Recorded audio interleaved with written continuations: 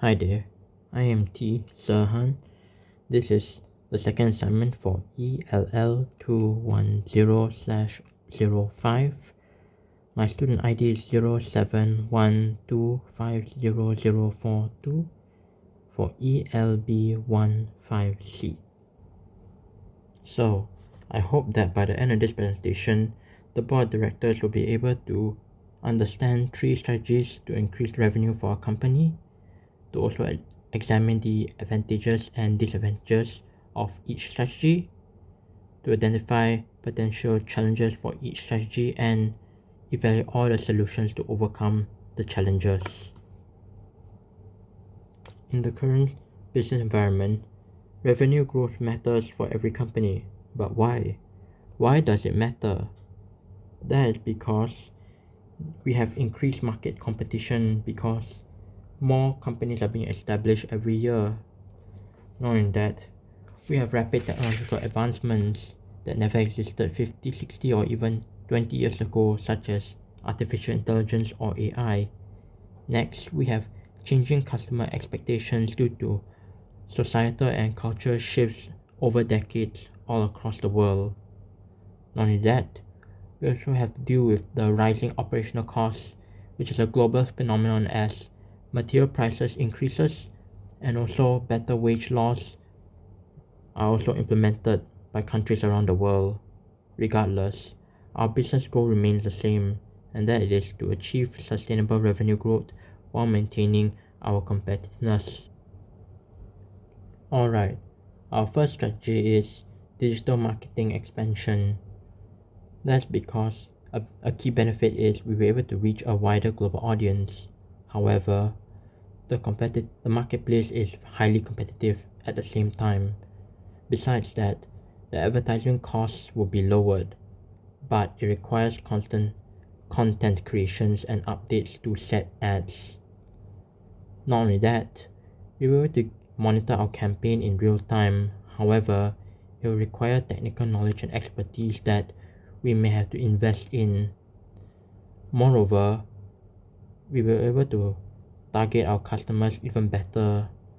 However, the risk of negative feedback being shared is also increased as well. Lastly, the brand's visibility will always increase, but it will be dependent on the platform algorithms, which may reduce all the visibility directed towards it initially. An example that we have is social media marketing. We also have email campaigns and search engine advertisements. The first challenge we face is the lack of expertise, which can be remedied with better employee trainings. The next is the higher rate of competition, which requires stronger branding strategies from our side. Knowing that, we have to deal with the algorithm changes, which means that we have to monitor the analytics more regularly than usual. There's also the content creation demands, which will always increase, which means that we have to develop our own content calendar. Anyways, the key takeaway is that digital marketing offers higher potential for growth when supported by skilled personnel and strategic planning. Alright, the next strategy that we'll be using is the product diversification.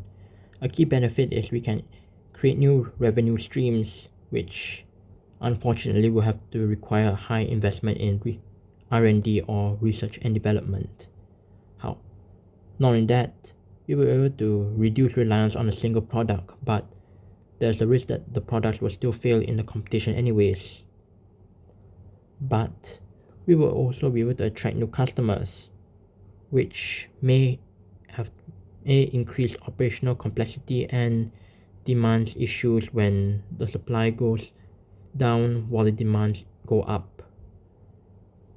However, we will also be able to support our long-term sustainability, which means that we need to get efficient supply chain and logistics coordination, which we may lack.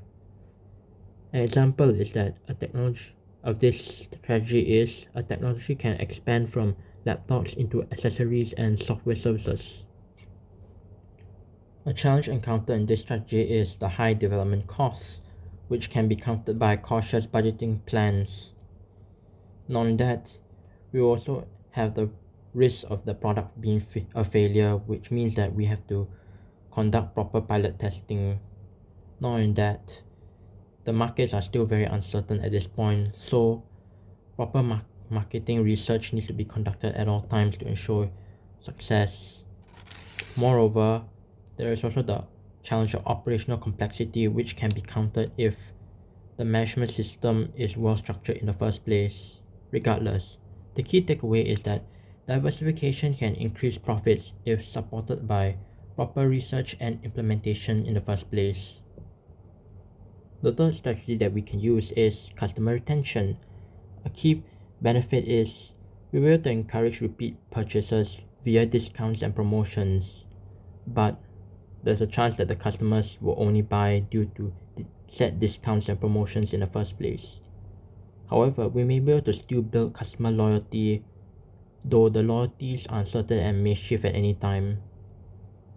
Besides that, we will to lower our costs rather than obtaining new customers, but the loyalty programs required need large ongoing investments. However, we will still be able to improve our customer lifetime value, which means that future spending patterns is totally impossible to predict as well. Moreover, we will to generate referrals and positive reviews, but it also means that negative experiences and reviews that can always usually spread faster than the positive ones. An example of this strategy is through loyalty cards, membership rewards, and exclusive discounts. Anyways, the first challenge in this strategy is the low participation rates, which some attractive rewards can definitely help in improving those rates. Not only that, there's a lack of awareness towards it, which can be boosted by more marketing campaigns and strategies. There is also the limited customer data, which means that we have to use more advanced analytics software to get set data or a better version of the data.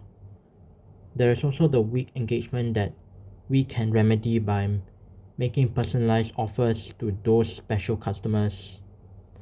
Anyways, the key takeaway is that effective loyalty programs can increase customer satisfaction and, along with that, all the long-term revenue. All in all, I hope that through the recommended strategies of expanding our digital markets, diversifying our products and services, and strengthening our customers' retention, we can achieve our desired outcomes of an increase in revenue, greater customer loyalty, improvement in our market competitiveness, and long-term sustainable growth. So, thank you all. I hope that we all as a team can position our company for sustainable growth and long-term success. Now, does anyone have any questions? If not, then I thank you all once more again.